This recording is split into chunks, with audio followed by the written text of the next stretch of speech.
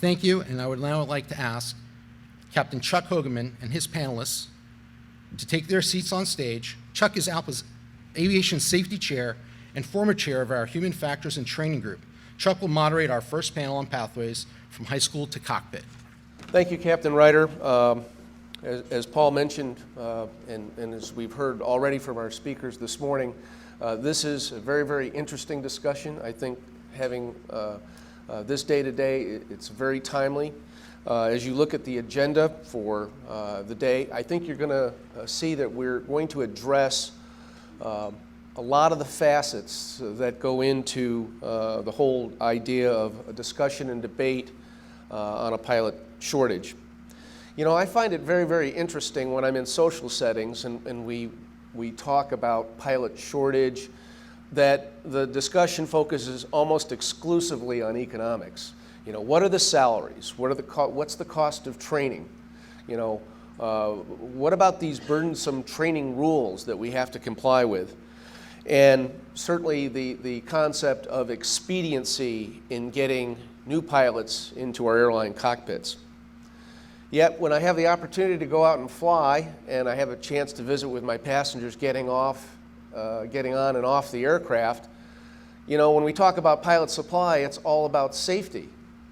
And, you know, particularly where, you know, the weather it doesn't have to be real good that day, or the air traffic control system is heavily loaded, all of a sudden, the general public's perception is, well, I only want the best trained, highly motivated, and adequately rested pilots flying my airplane today.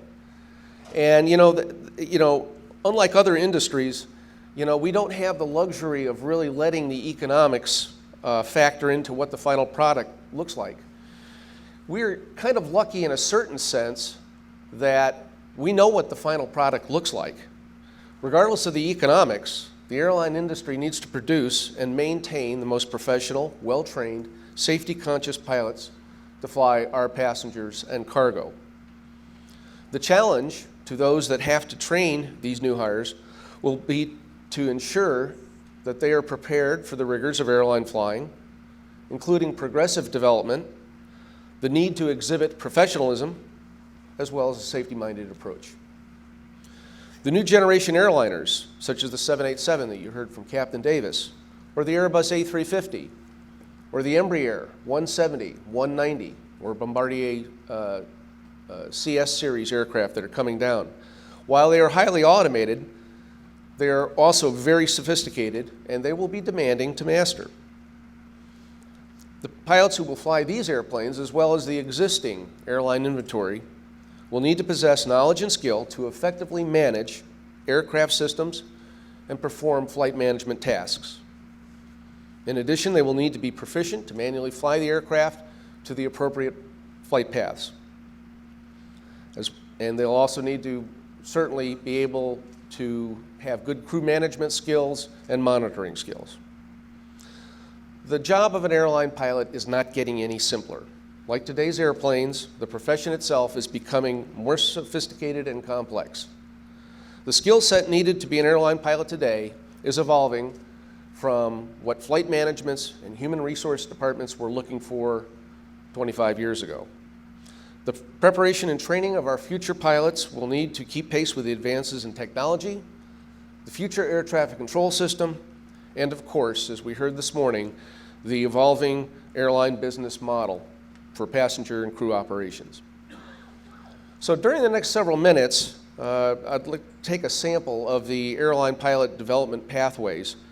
Our distinguished panel here will share their frontline perspectives on how airline pilots are developed and trained for today's airline operations, and may be able to offer some insight into the challenges that lie ahead, and offer some suggestions on how we as an industry can perform better and address some of the problems that you've heard about already this morning. Please give them your full attention. So I'm happy to get started. Certainly since I've been flying, the military has been a significant source of pilots. The rigorous selection process, training, and qualification in advanced aircraft makes the military pilot very, very desirable for airline flying.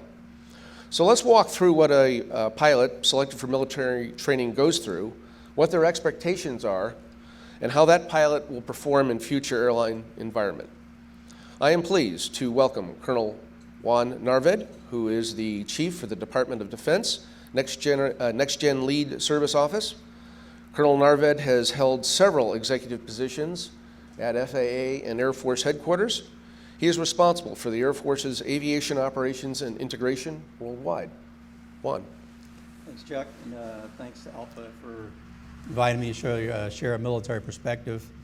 You know, every time when I was raised in the military, they told me how to start off any speech or speaking engagements you do to try to endear yourself to the audience. But you know, looking at the title Pathway from High School to Cockpit, I don't think this applies to about 100% of you. So what I'm going to give you is a little perspective from the Air Education Training Command of how we train pilots. Now, this differs from why we assess pilots, and we train pilots always to become leaders in the Air Force. And so we don't look at them as a 10-year career and then finish. We look at them, if you look at the career pyramids, when I started almost 30 years ago, the career pyramid had a general officer star at the top of my career pyramid. The young women and men that are coming in now, their career pyramid still shows now a colonel's rank at the top of there. So we don't expect them to remain a pilot. We expect them to be leading organizations up to 3,000, 4,000, 5,000 personnel and hundreds of millions of dollars across the world. So, but what you're going to get is just a perspective of how we take somebody that's right out of college or an academy, and then we train them to be a co-pilot. So that's what I'm going to cover. The three pieces right here that you see right now are what Air Education Training Command does. They do just kind of an overview of what we do to get somebody to become what we call the PIQ, or Pilot Initial Qualification, in a C-17. So I'll just start with the DA-20. So flight training for the DA-20, this is somebody that's come off the street, has 0 hours. And so I did this when I was in my junior year of college. At the time, it was a T-41 Muscalero, and I had never been in a cockpit of an airplane before. And this is kind of the program that does now. If you have a private pilot license, then it's a little bit different for you. But so we'll take somebody that has 0 hours, it's still in college, and we'll put them through 14 sorties. And on their 11th sortie, which is a sortie with the instructor, and then they solo right after their 11th sortie. And then after that, they have a couple more, and then they have a check ride. A lot of this is a prep for specialized integrated pilot training. And let me just kind of get it. How many people here have been through some type of military training? Just a show of hands. So a small number. So the prep for specialized undergraduate pilot training, this kind of environment gets you ready for that, which is a longer course. And the rigor that we have in this course is that you usually have one instructor to about 2 students. You're with your peers in one room, and it's very intense. They put you on the spot all the time, so they have stand-ups, bold face, and you're in a room with all your other peers, and they'll point out just one student to stand up in front of his peers, and they'll put him in an emergency site situation or a bullfight type of situation with the aircraft. And if you don't succeed, then they're very direct in saying, sit down, you're off the flying schedule, next. And they go to the next one. So this it's a very short program with the 4.5 weeks, but it gets them prepared for the rigor that they're going to see for the next year at specialized undergraduate pilot training. So at this point, they have about 15 hours. It says instruction training, but it's portion. If you see all the programs, there's a lot of screening aspects to it. So then they enter, once they've made it through an IFT, like when I went to it, if I wasn't successful, my military career would have ended right there. Would have ended in 11 sorties or 14 hours if I was not able to solo or to pass a check ride. It would have been done. No the future career for me or go to SUPT. For the ones that do pass this, then you enter to the specialized undergraduate pilot training. It's a 55-week course, so it's about a year. The course is 300. You see the academic hours there, the sim and flying hours, about 100 of that is sim, and the 22 exams that you do. To kind of give you an idea how this compares to the instrument rating that you would have if you were to go to the FAA. The FAA or the FARs require you had about 70 academic hours to get your instrument rating, 95 hours of total flying time and a set of exams. For our exams, 22 exams. If they're boldface exams, required to be 100% correct. All the other exams are 85% to be able to pass on them. The FARs require about 70% to pass an exam. So you enter 3 different phases of undergraduate pilot training. First, about academics, is about a month. A lot of it's military academics in there, so you're talking formation, you're learning how to do aerobatics in the airplane, you're learning general knowledge on systems, weather, and it goes on and on as you're learning to fly in the first aircraft, which is the T-6A Texan. About a half of the time is in the Texan. It's teaching someone how to land an airplane and then how to do formation. There's some low-level stuff, some night sorties in there, introduction to night sorties. So there's a lot of the training starts getting them introduced to something that they may see later on when they go to a major weapon system. From the T-6A, then you do what's called track select. We do a mass. We look at all the scores you got in every single individual ride that you flew with an instructor. Same type of ratio, 1 instructor to 2 students. A year-long, intense, standing up before your peers, graded on every single ride, documented, a curriculum that applies to everybody. And then they rank all the students in that flight. And then, or the flights across all the different bases that we do this in. And then you get what's called track select. You're either going to go to, I'll just, for ease of it, you're going to go to heavies, which is tanker transport fleet, or you're going to go bomber fighters. And it's determined at the T6 right there. In the past, it was, the top folks that were in the UPT would go to fighters, but when I was an instructor at UPT, you saw a mix of it. You saw a lot of the young men and women that were selecting C-17s as number 1, number 2. So if they came out in the top 10 of their class, it wasn't necessarily just fighters. I even had a gal that was the top 1 in the class, and she picked helicopters. So you'll do a track select. There's a limited number of slots they have for the folks that will be going bomber fighters, and then into the pipeline to the FTU, the fighter training units. So what I showed here is phase 3 is those, to try to equate it to an airline pilot, is the phase 3, which is the MPC, the multi-crew cockpit, which is in the T-1A Jayhawk. At this time, when they track select, they pretty much they know how to fly airplanes. And now they're going to go, in this one, they're going to finish out the pilot training the rest of their hours and go on to get their wings. So once they've made it through SUPT and they've gone selected into a major weapon system, whether they're going to KC-135, a KC-10, C-5, C-17, they go to a pilot initial qual. And C-17's Altus. So at this point, at the end of their pilot training, they already have about 290 hours of flying, whether it's sim and aircraft together. If you put the IFT to it, or if they have a private pilot's license, they have somewhere around 300 hours. Then the next course is the pilot initial qual will get them to where they can be a co-pilot in a major weapon system, in this instance, the C-17 course. So 154 academic hours, 134 sim and aircraft hours. Majority of those sim, they got a Class D sim for the C-17s. It's the same type of curriculum that we do with all our programs. There's a phase 1, phase 2 part of it. With academics, with the rigor, a lot of it is computer-based training. So the onus is on the student, but the instructor-student ratios pretty much remain the same.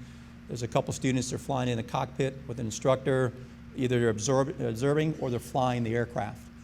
Then they get into the C-17 flying training, 3 weeks, and then they get graduated from what we call Air Education Training Command. The next piece I'll talk about is once they get to a squadron, and they are going to upgrade to what we call aircraft commander or captain. And it comes fairly quick as well. And I remember I was probably 26 years old. I was an aircraft commander, a first lieutenant. I was flying around the world, into places in Africa on ADS or NDBs, and I was already empowered to do that with the crew, was just about as young as I was. So the phases again for the mobility pilot development. So this is just C-17. The fighter qual and training for a fighter training unit is a whole different program. probably more intense one-on-one training with them, their expectations. So this is at the unit. So now they're flying with an aircraft commander that's experienced. And after they get what we call a dollar ride and they're out flying around the world. I remember my first flight was a 7-day mission going to Madrid, Spain, into Italy, into Turkey, and into Greece. We get them in the right seat of the airplane, and they do their core capabilities of flying the airplane, doing takeoff and landing data, scrolling the checklists, and learning how to be part of a crew. But all our co-pilots, when I was there, says you're a captain or an aircraft commander in upgrade. So quickly after a few hundred hours that they've been a co-pilot, we put them to what the phase 2 training is. And it's not anything like you see in the airline. So they're a co-pilot, but we're also putting them in the left seat because we're trying to get them to think like an aircraft commander.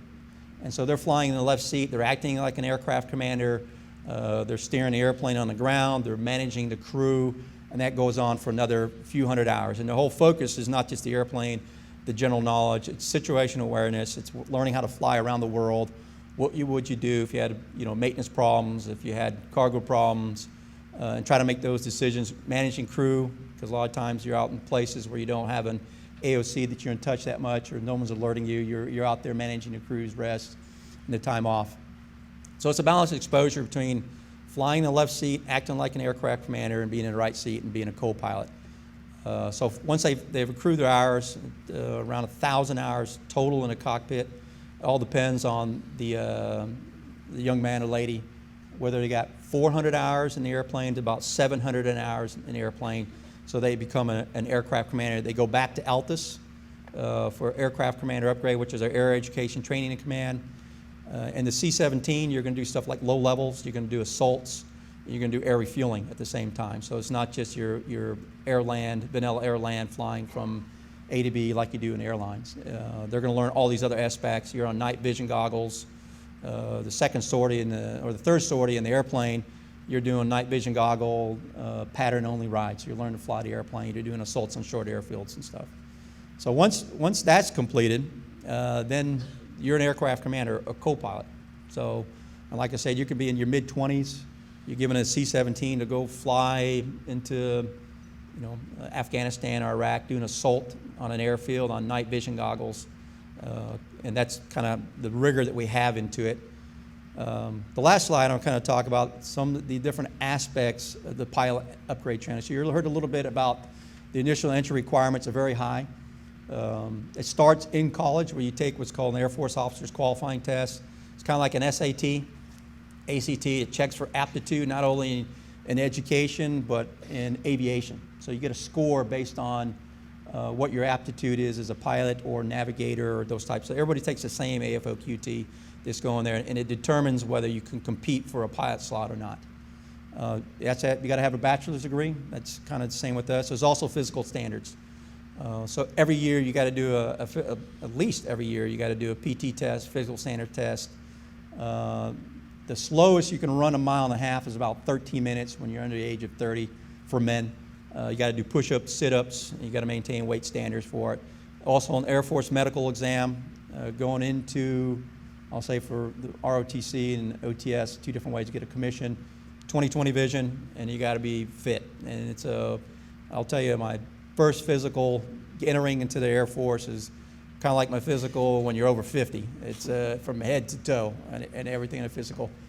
You also got to have a security investigation done, because if you have financial problems or you're at risk or anything, then you can't also progress on, because a lot of our pilots are expected to have top secret clearances, and then even further beyond TS clearances, depending on which airframe you go to.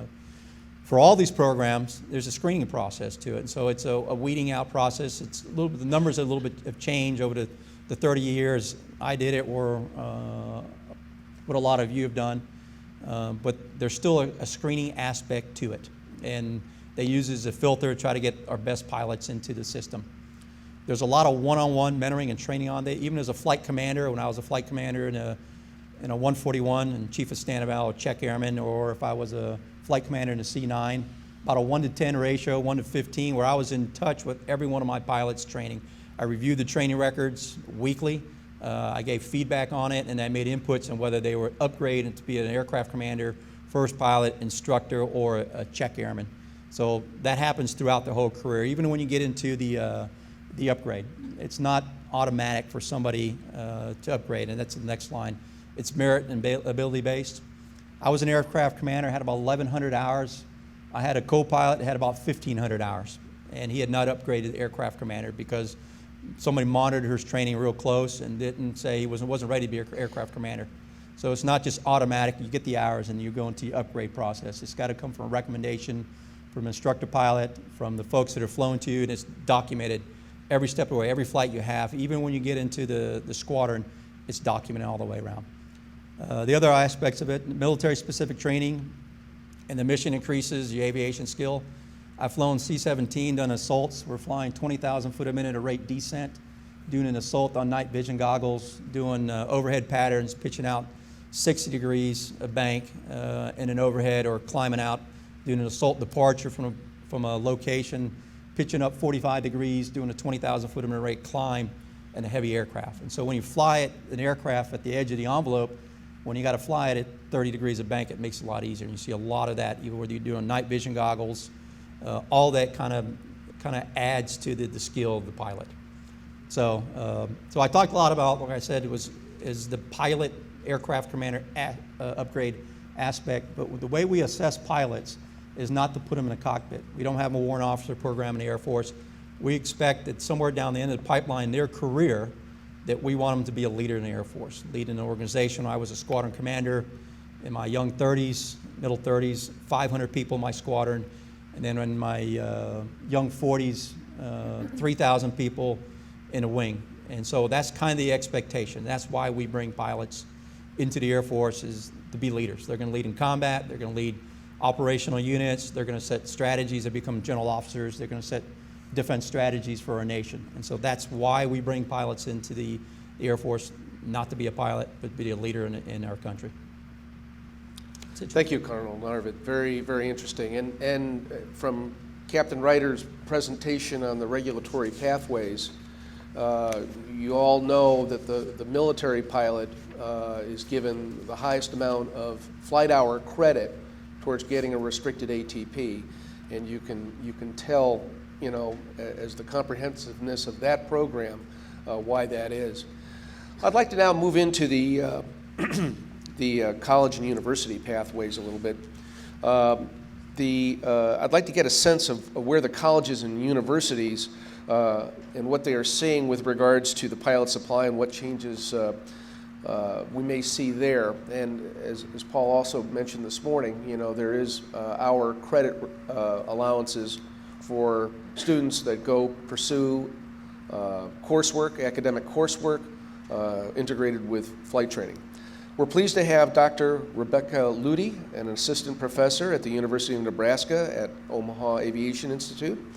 She is a former regional airline pilot. Becky teaches undergraduate and graduate courses in aviation operations, human factors, international aviation, and aviation policy. So, Becky, why don't you kind of give us a sense of what you're seeing at the university level? Thank you. Happy to do so. First of all, thank you to Captain Hogeman and ALPA for including me, and in particular, including Collegiate Aviation in the conversation today. We're really happy to be a part of this very important discussion, because what we see our role in this discussion as, you know, our job is to recruit, train, and prepare young professionals for the aviation industry and to meet the needs of you, the industry, in that process. So let me tell you a little bit about the Institute, what we do, and then I'm also going to talk to you a little bit about the collegiate perspective and training, what kind of the current issues are in the collegiate atmosphere. I'm also going to share with you, Professor, I got to bring you some statistics and some research. I'm going to share with you a little bit of information on what current collegiate students are thinking about the airline career path. And then finally, in the theme of this conference, I'm going to end with what we see as some potential solutions and action items from the collegiate aviation perspective. So first of all, just to talk a little bit about the University of Nebraska Aviation Institute, if you're not familiar with it. We are, I would say, probably a medium-sized aviation program. We have undergraduate and graduate degrees in aviation, In the undergraduate area, we have Bachelor of Science with specialization in flight or admin, and then we have a master's and PhD program that each have specializations or concentrations in aviation. In today's world, and I apologize, you're going to hear me, we're all used to acronyms, so let me, if I use one I don't explain, please stop me. But you'll hear me refer to the 1,500-hour rule, usually as the FOQ, First Officer Qualification Rule. So in this post-FOQ rule environment that Collegiate Aviation finds itself in, I would say that there's a couple of big changes that have occurred and a couple of key elements that we find now in particular bachelor's degree programs within aviation. The first of that is the restricted ATP that you learned about this morning that reduces the hours required for one of our graduates to get to the right seat at a regional airline. They can do that at 1,000 hours and at 21 years of age. The restricted ATP for collegiate aviation is a game changer. It changes how we do things to meet the requirements to some degree within the restricted ATP program. For us, it really didn't change the coursework significantly, and that's probably true of most of the aviation programs. You know, we are already doing classes in advanced systems, advanced aerodynamics, human factors, weather, ATC, in addition to your general education in writing and leadership and critical thinking. But we are essentially doing the key knowledge subject areas that the FAA required for the restricted ATP. But what this process causes us to do is to sit down and take a hard look at how we're delivering that content in the classroom. Because we had to course map that information, present it to the FAA, and show very clearly how that information is being presented in the classroom in order to get restricted ATP approval. So, and again, that's a process that we at the Institute go through routinely, but it's always a good process for us to go through as university programs to sit and look at how we're meeting these goals and these needs. The bigger area that it changed is the flight side. So there are a lot of different models on how to conduct flight training within collegiate aviation. There is no one best way. So it depends on your student population, the size of your program, and a lot of different factors. So you have everything from programs that own and operate their own airport, like The Ohio State. You have programs that have in-house fleets and instructors, like the UNDs and Embry-Riddles. You have programs like ours, where we actually have designated training providers in our area that the students can go to. So for our program, we have 2 different FBOs in the area that we have contracted out with, and students can go choose. We encourage them to visit both and choose an FBO that meets their needs. It gives them different operating environments to choose from. We actually get a little bit of price competition. We think it helps us keep the flight training costs down a little bit. But with this restricted ATP, what that meant was that if you wanted to be a flight training provider for us in a restricted ATP environment, you had to be a Part 141 school. So again, that was another process that we had to go through. We had a provider that was and a provider that wasn't, and they had to go out and get a 141 certificate to meet the needs. So again, these were some of the changes that have occurred within collegiate aviation, specifically because of the restricted ATP. According to the FAA website, as of June 2015, there are 67 approved schools that have restricted ATP programs. 51 of those schools have bachelor degree restricted ATP programs. So that's a lot of growth in a short time frame in this area. I also should point out, by the way, there's a little bit of a gap right now for industry in us churning out restricted ATPs. So, we have the rule change in August 2013. We had to know what the final rule was going to be before we could apply. And then we had the mad dash of collegiate programs to apply for a restricted ATP approval with the FAA. Then you have to get the students enrolled, and they have to complete that 60 credit hours under that approved program and the flight training requirements in that program as well, before they graduate with our seal of approval that they are restricted ATP qualified. So we're kind of in a gap right now before we're seeing a lot of those students hit the market. At the Institute, we believe that we will have our first restricted ATP approved graduate next spring. And then we'll be turning out about 15 to 20 graduates in that category per year. So the other key element that's relatively new with the new environment that we find ourselves in is the pilot pathway programs. So this was one of the comments that was talked about in the opening, giving students a career path that they can identify with early. This is a fantastic program that's done in partnership with the regional airlines, through RAA and the regional airlines and the university environment. So what this means, if you're not familiar with the pipeline program, is that a student in our program or in other collegiate programs that have similar programs with the regional airlines can be interviewed on campus as early as their sophomore year, and if they successfully complete the interviews, they're offered a job at a regional airline while they're still in college. So they have to meet certain requirements that are agreed upon between the university and the airline. So they have things like a higher GPA, they have to meet a certain GPA standard, they have to do certain flight certificates, of course, and there may be other requirements depending on the agreement. But that student, that early on in the career, has a path. And they have a guaranteed job as long as they stay the course. When they graduate with us and they meet the magic number of 1,000 hours for the restricted ATP, they are guaranteed to go into the next available training class at the regional airline. So we really see that as a win-win, for us and the regional industry. The regional industry, as we know, is competing very heavily for talent. It allows them to come in and tag some of the top students very early. And it allows those students, again, to have that path, and really it helps them stay the course. They know that if they want to stay on this pipeline, they've got to keep those grades up, they got to stay out of trouble, walk the line, do what they need to do, and they know that job's going to be waiting for them. So I think this is a really positive element within the industry right now. At UNO, we have agreements with Envoy and ExpressJet.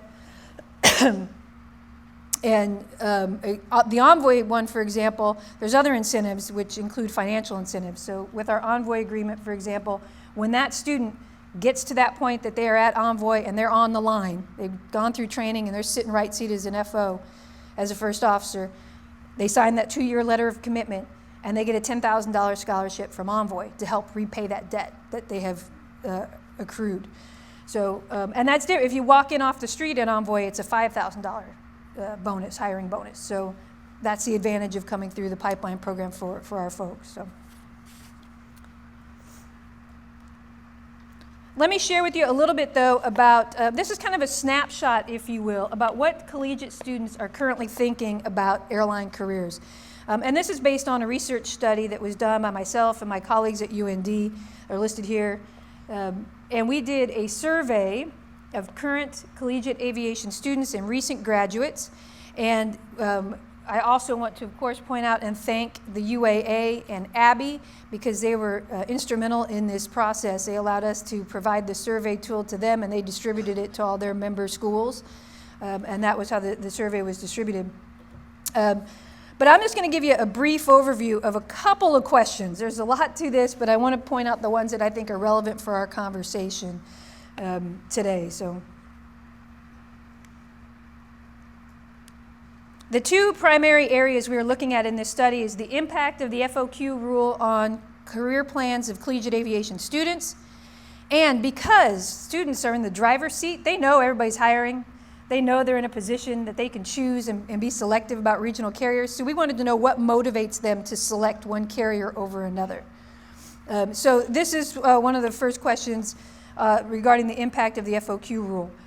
So what we found on the survey, there were 820 responses on this, by the way, was that 8% of the students surveyed said they no longer plan to fly for the airlines due to the rule change. 28% of those surveyed said they're rethinking their career decision to fly for the airlines because of the rule change. So that was a total of 36% of the respondents either changed their plans or are rethinking their plans because of the FOQ rule change. One of the other questions I pulled, because I think it's relevant to the conversation today, relates to the fact that this is a global issue. So although we talk a lot about, in particular, the regional airlines and the battle and over the domestic pool for talent here, we have to also understand it's not just, of course, the U.S. carriers that are competing for talent within the U.S., it's the foreign carriers as well. So this was another, we had a series of questions on this, in this area, and this one was, if flight time qualifications required for first officers are lower in another country, how likely would you consider relocating to that country to take a flight position sooner then you would be eligible here in the U.S. Of the respondents, 32% said they were likely to take that position. 24% said they were very likely, for a total of 56% of the respondents. And I also want to throw out, I don't have a slide on this one, but we also threw one out similar to this that related to pay, which I know will be a big topic for the day. And in that question, we asked students how likely they would be to go to a foreign carrier if they paid $10,000 a month salary or more. And we went from 56% saying likely to very likely to 74% saying they were likely to very likely to be willing to go fly for a foreign carrier. Now, granted, it's easy to check that box on a survey. It's a lot different to pack your bags and go. This is, all research has its shortcomings and limitations, and I would say that's probably one here. But it still gives you a little bit of indication of the thought process of the students here that are in the pipeline. Last but not least, we asked a series of questions about what motivates students to select one regional carrier over another, and this really was intriguing. It revealed a lot to me, the researchers, about perceptions of students in the pipeline, in particular about the regional airline industry, but about the airline career path. What is the single most effective action that regional airlines can take to recruit you as a pilot? We had 639 responses. This was an open-ended question. So 639 responses to this question.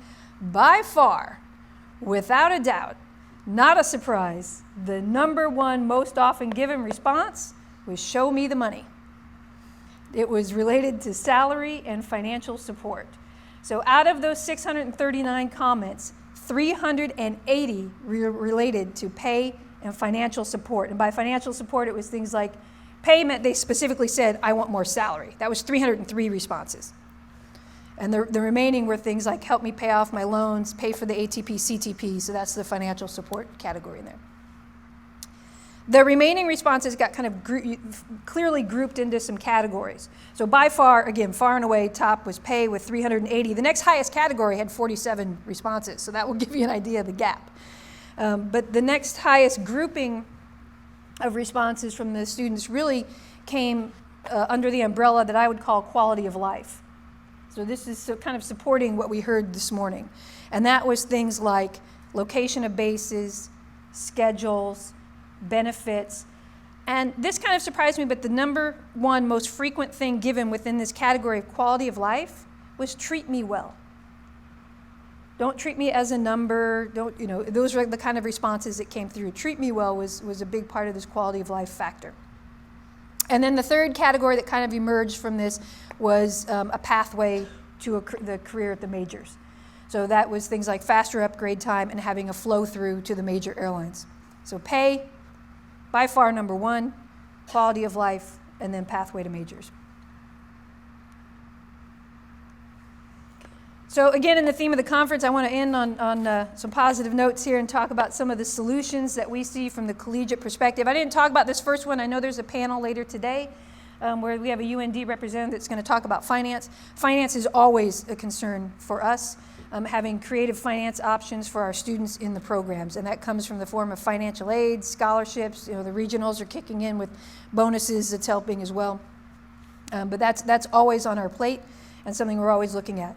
The pipeline programs, as I mentioned, are very effective for us for the regional airline pipeline programs, and I think we need to continue that process as long as the market demands. But it's not just that pipeline, it's feeding the pipeline. So it's outreach. It's reaching out to the high schools, the middle schools, and even younger.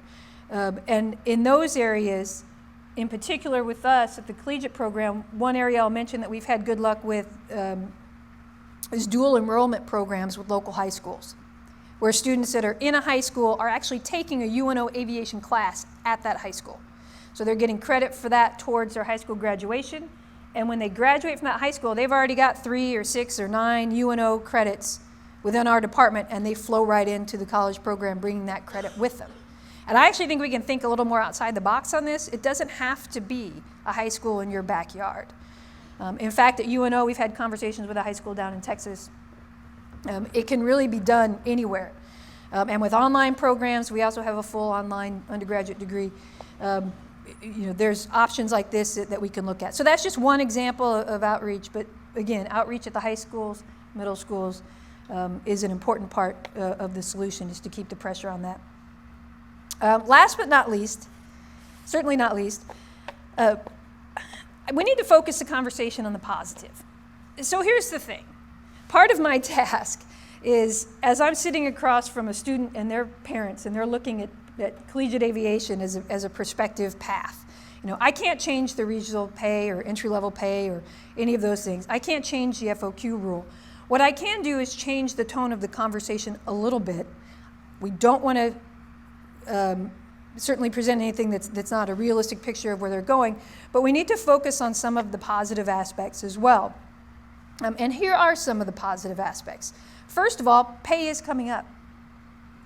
So we talk a lot about the $23,000 entry-level salary. The GAO report had it at $21,600. Of course, that information is outdated now. But when you do some of the research, you see that 6 regional airlines right now have a starting salary. When you add in hiring bonuses and incentive bonuses into that base salary, there are 6 regional carriers that now have a first-year pay over $30,000 a year. One, in particular, over $40,000 a year.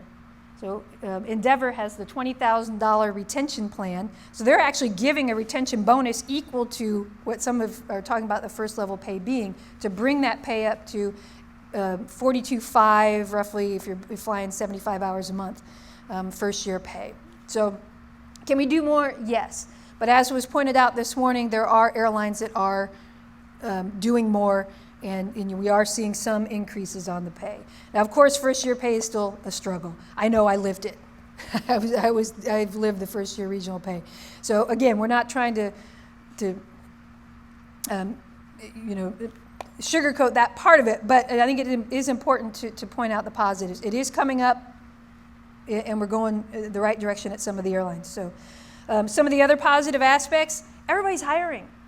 What a great time to get into the business. Regionals are all hiring. The majors are all hiring. Up and out times are faster because everybody's hiring. Envoy just recently reported that date of hire, the time from date of hire to captain is about 2.5 years at their airline. And the time from date of hire to flowing into a major carrier is about 6 years for their airline. So what that means for us, again, as we're looking at talking to students and trying to recruit students, is that I think the conversation needs to be on the fact that these students that are in our program are going to have great opportunities for pipeline right into the regionals. With the hiring that's going on and the upgrade times going on, they will have an opportunity to potentially move up to a major airline 6 years after that time frame. And then that student has the potential to be at a major carrier for 30 to 35 years of their career. So instead of talking about $23,000 as the entry-level pay, which is an important conversation to have, we also need to talk about the career earning potential of that student from start to finish, and talk about that versus the $100,000 and $150,000 investment that they're making. So again, I can't change the environment, but I can change a little bit the conversation and present them a picture from start to finish. So for us, for students coming into the industry that have a passion for this business, it's a great time to come to this industry. There's a lot of positive aspects that are occurring. Yes, there are areas we need to continue to improve upon, but it'll be a great ride, a great journey, and a great career. Thank you. Thank you. Thank you, Becky. Very, very good. And I think that you may have some source of some interesting questions here as we get into the Q&A. You know, a sector of the profession, or of the aviation world that we don't hear a lot about in the discussion is the role of corporate aviation and business aviation. You know, and I'm thinking of the question that was asked of Captain Knoll this morning about air service to communities. And, you know, the corporate and business aviation piece of that has always been part of serving communities that are away from the hubs of the urban areas that the mainline airlines and the regional airlines serve.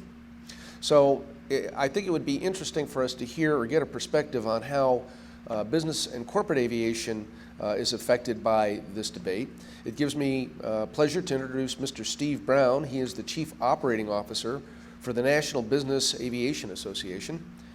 Steve oversees the association's activities related to aircraft operations and flight department management, as well as administrative, financial, and human resource functions. And Steve is also chairman of the Aviation Accreditation Board International.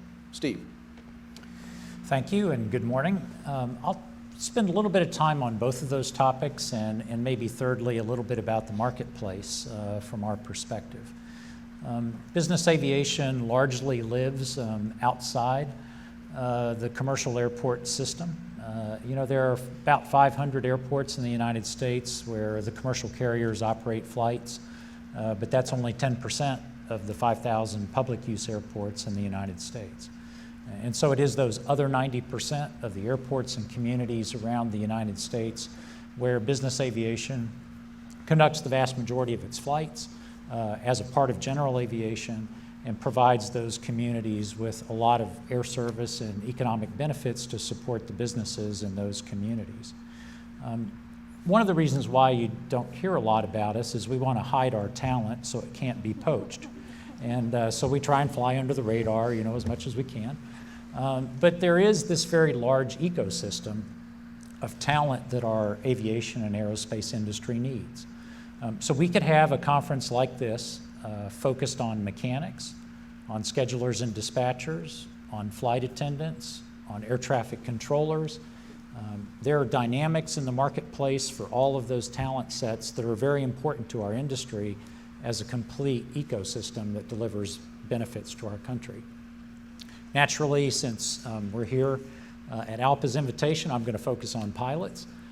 But we need to keep in mind that certainly at the university level and certainly in the military, as Juan discussed, there's a focus on all of those key occupations and others to make sure we have a pipeline and a talent set that serves our industry. Many people have observed to me, and I recognize it, being a pilot myself, that this is the occupation with the largest egos and the greatest talent set. And we all acknowledge that.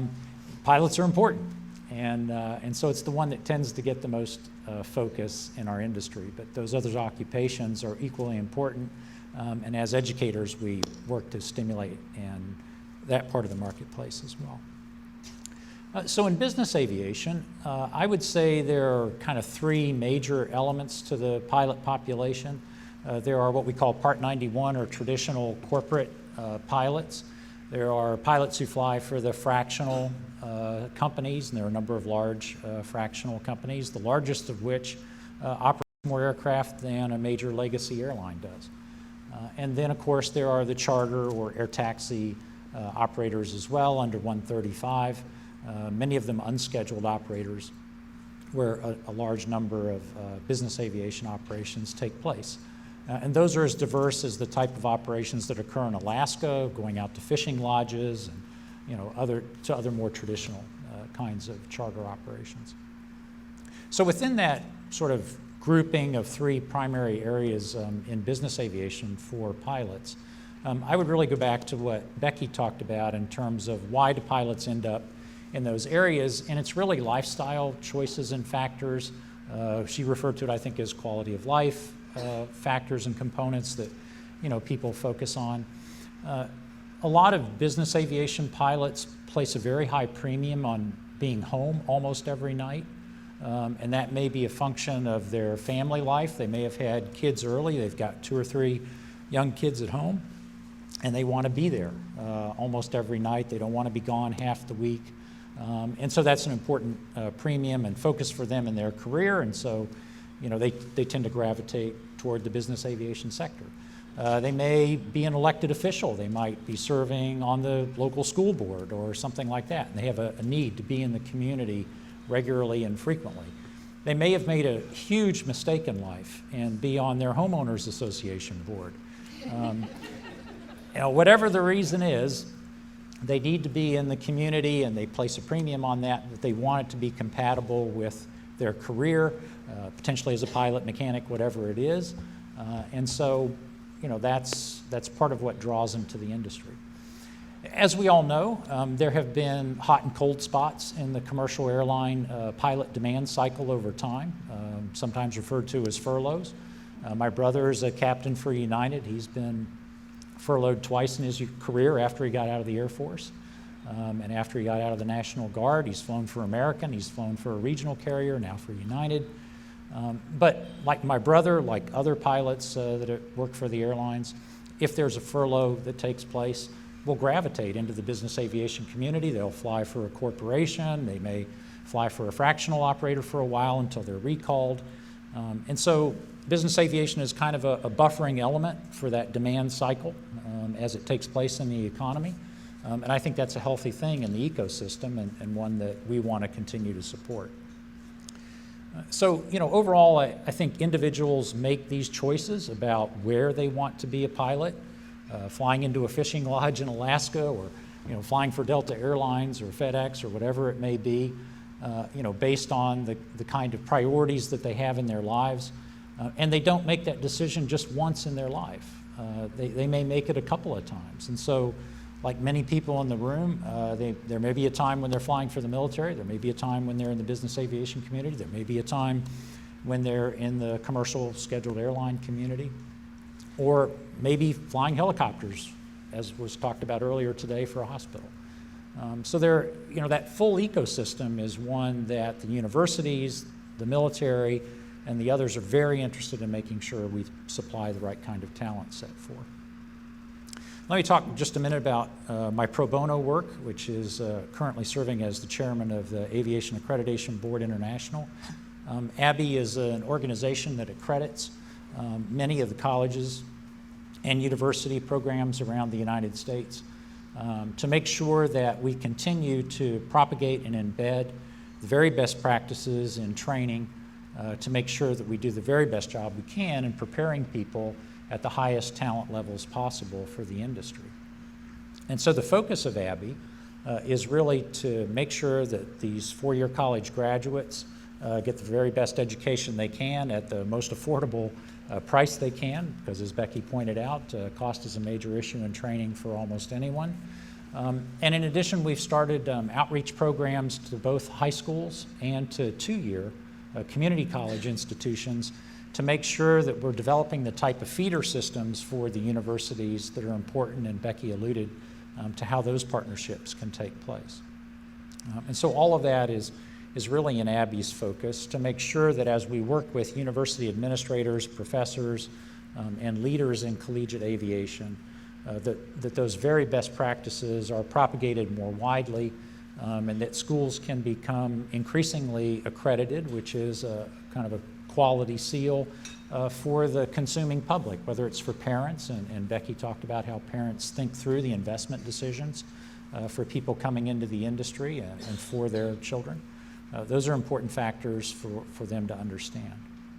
So ABI works very directly, as UAA does, with university administrators, with deans, with department heads, to try and make sure that we improve this entire ecosystem across all the occupations. I wish we were having next week a symposium like this on air traffic controllers. The pipeline for air traffic controllers in this country is absolutely broken. There's a disaster taking place. And we've got to figure out how to rebuild that in our industry. It's a very important factor.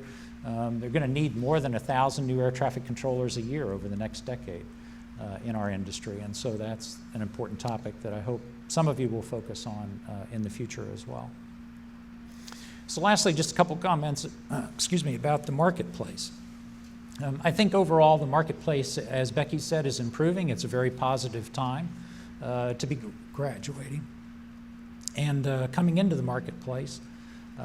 Much better time than when I graduated. And so I never had really the choice to become a commercial pilot because there was an oversupply when I graduated. But this is a great time. And in working with all the universities and the institutions and working with the other associations, I think we can help our political leaders and our industry leaders, the airline CEOs, understand that we need a more predictable pipeline and that there's a lot all of us can do, ALPA included, to make sure that we have a healthy ecosystem and all the elements of the pilot community get the kind of feed and the talent base that they need. So I thank ALPA, obviously, for having this symposium. and participating as actively as they do in all of these activities. And I also want to commend Dave Bushy, one of my predecessors as the chair of ABBY. It's a temporary duty. We serve a 2-year term. But Dave has been a great leader in the industry, not only for ABBY, but with Delta and other air carriers, and I'm glad he's here today to participate in this. Thank you. Thank you, Steve. Well,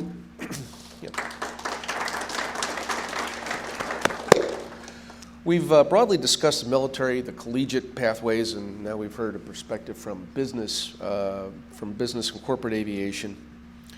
Captain Ryder mentioned this morning as far as some of the training requirements. You know, we focus on the first officer and the restricted ATP regulations, and we focus in on the hours, but there were actually a number of significant training enhancements and requirements that went in August of 2013.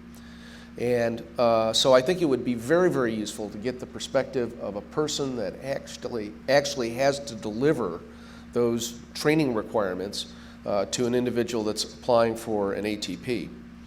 Mr. Paul Wosner currently serves as the Director of International Business Development and is the European Aviation Safety Agency Program Coordinator for ATP Flight School in Jacksonville Beach, Florida.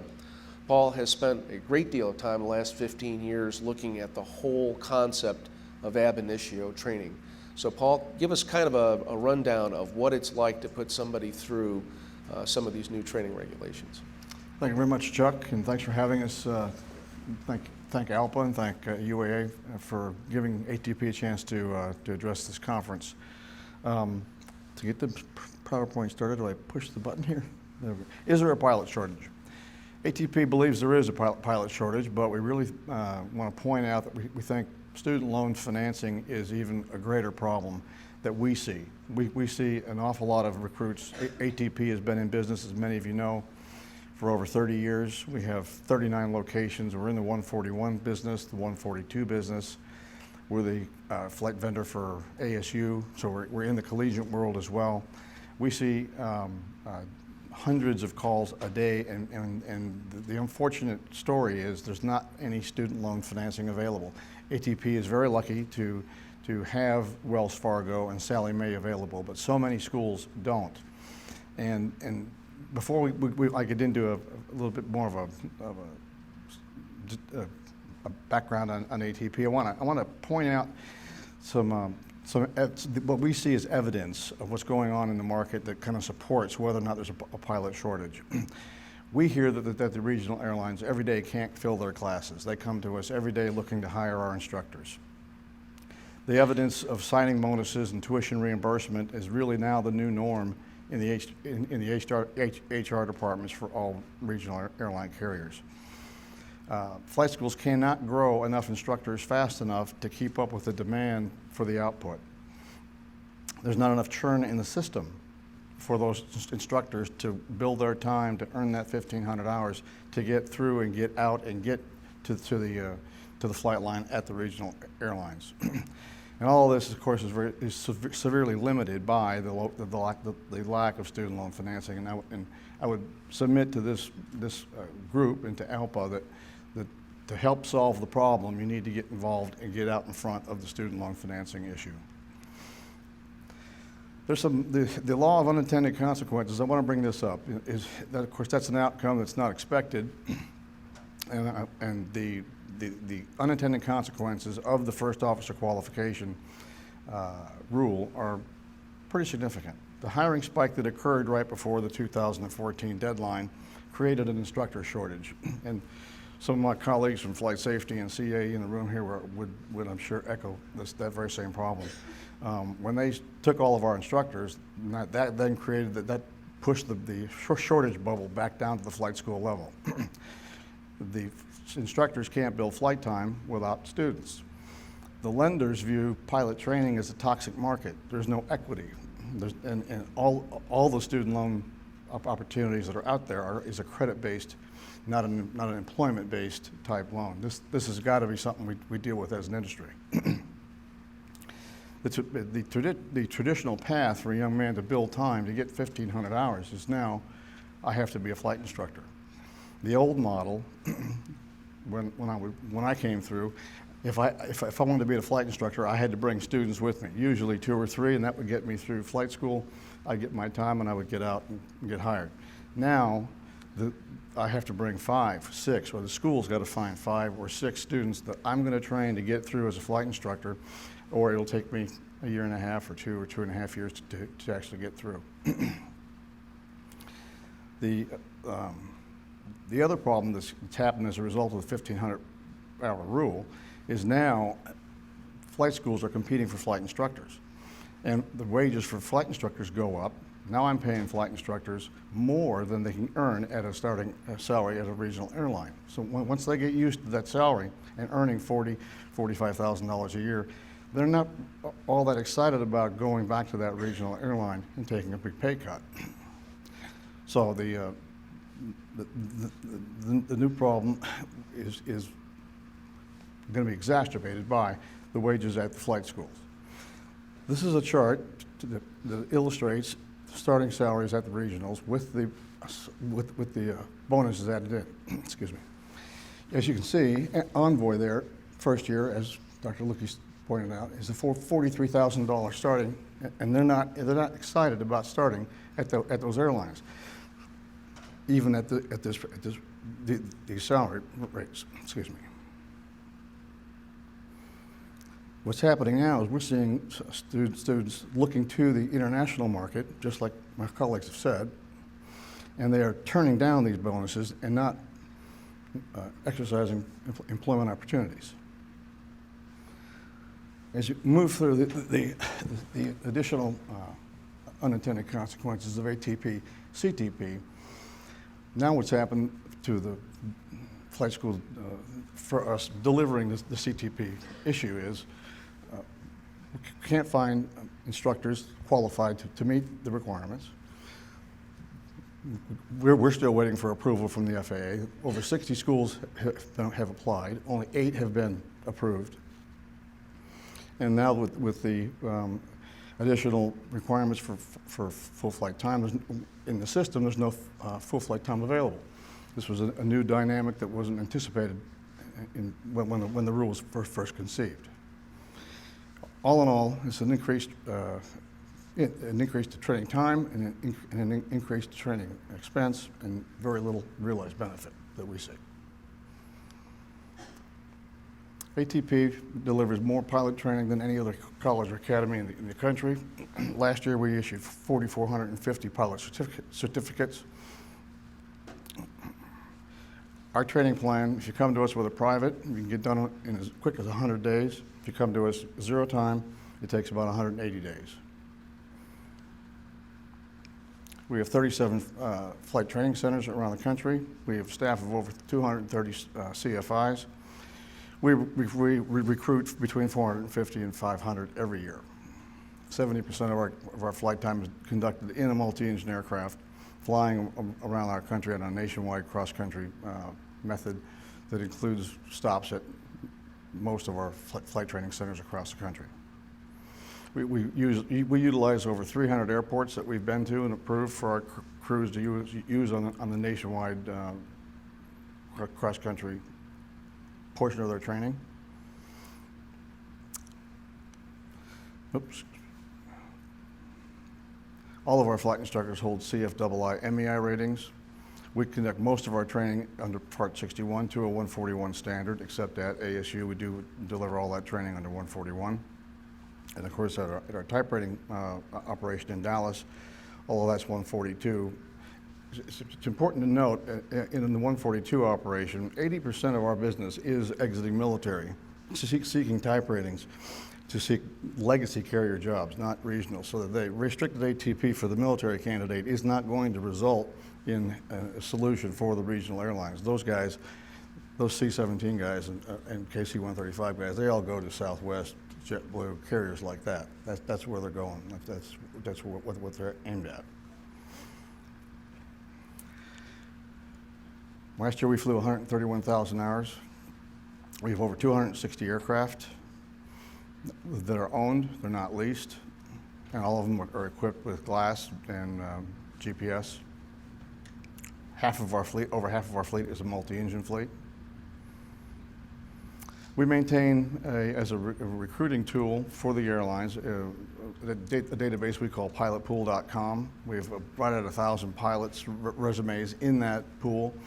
And interestingly enough, 838 of those meet the 1,500-hour requirement. That all of those are employed somewhere, but they've left their resumes active in our database because they're still looking for that dream job.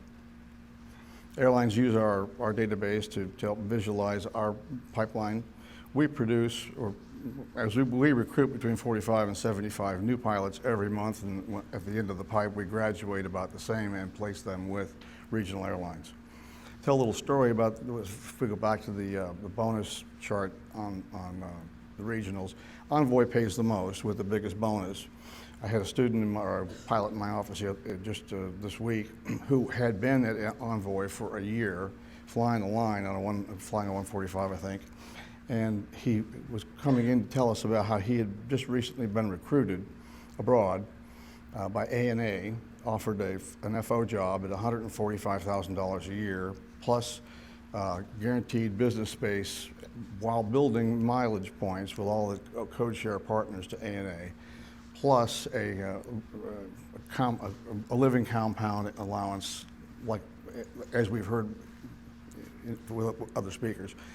The market, what's happened with the 1,500 rule is we've pushed the kids to have to now become flight instructors, build their time to 1,500. That's made them infinitely marketable on the world stage now, and they know that. And of our normal enrollments, we're 90% domestic and 10% international, but our international interest is climbing every day as a result of these dynamics.